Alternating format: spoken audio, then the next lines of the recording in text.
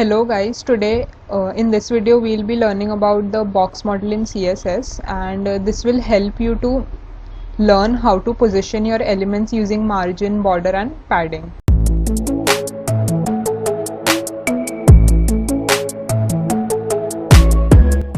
Alright, so here I have created two divs over here, okay, and the body, it has 0 margin and 0 padding, okay, so it sticks to the corner. And here the first box has a height and width of 100 pixels, and similarly the same for the second box. So now we'll see how we can apply margin, padding and border. Alright, so here first, to the first box we'll be seeing what is margin. Okay, so for example, if we give it a margin of 10 pixels, we save. Can you see there is margin of 10 pixels around the box, right? On all the sides we have a margin of 10 pixels. Alright, and for example, if we add padding of 20 pixels, can you see the box grows in size? So what padding does is padding is always given inside the box, alright, and margin is always given outside. Okay, and border, if we give it a border, so border of, for example, 1 pixel solid, and let's give it a black border of black color. Can you see the black color border 5 pixels so that you can see it clearly, right? Can you see the border? So this is the border. Now let's inspect this element. Okay, so can you see this is the box model in CSS. Alright, here this is your content, that is 100 by 100 pixels, and then we have 20 pixels of padding, we have 5 pixels of border and 10 pixels of margin. What it does here is the height over here. Can you see its total height is 100 plus 20 plus 5, right? That's 125 pixels in total.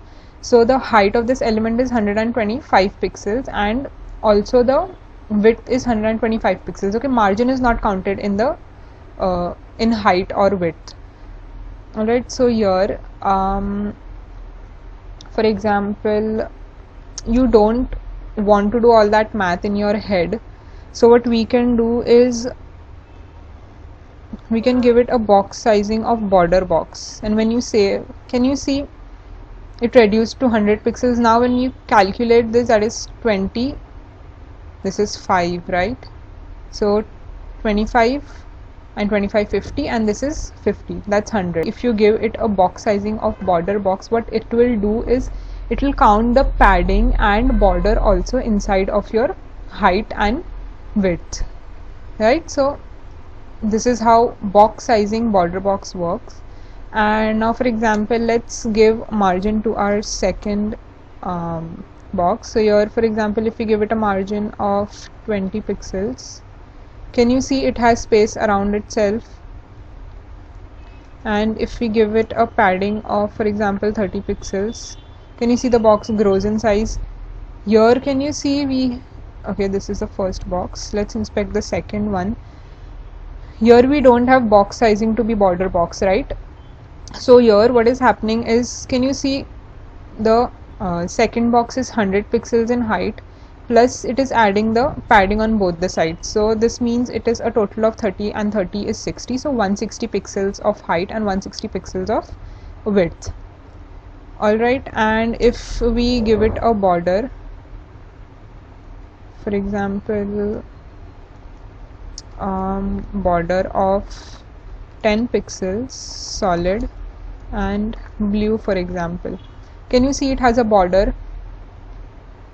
And now it also counts this 10 pixels. Okay, so what it is, 10 pixels on the top and the bottom, so 20 pixels, padding 30, so 60, so 80 pixels that, and this 100, right? So it's a total of 180 pixels of height and 180 pixels of width, right? And if we give it a box sizing, okay, box sizing of border box, and you save it, can you see when you calculate this, it's all in total it is 100, okay, the height and the width. So 20 plus 30 is 50, 60, here 90, and this 10, 100. Getting it? So this is the box model in CSS. Like in CSS, all all of our elements in CSS are either a box or a rectangle, right? A square or a rectangle. So the box model is very important to understand. Now just remember one thing in the box model, that is, if you want to space your elements, okay, like if you want space around your elements, you need to use margin, okay, so that you can separate your elements from each other. All right.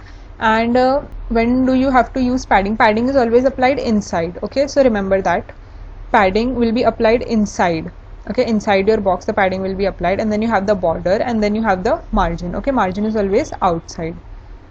And the other thing to remember is in the height you have padding and border, both of it is counted, right? And if you give it a box sizing of border box, then what it will do is it will take your margin, sorry, not the margin, but it will take your padding and the border, add it up, and it will subtract it from your total height and width, so that you get the whatever height and width you have mentioned, that will be your height and width at the end, even after adding padding and border. This is an important topic in CSS, and if you're learning CSS, this is important to know. So just understand when do you have to use padding and when you have to use margin. All right.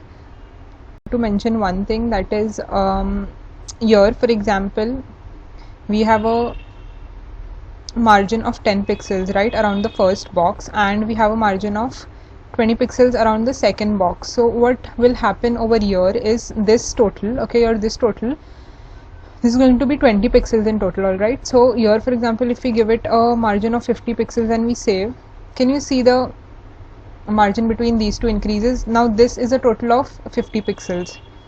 All right. So wait, let's see. Okay, let's inspect this, the first box.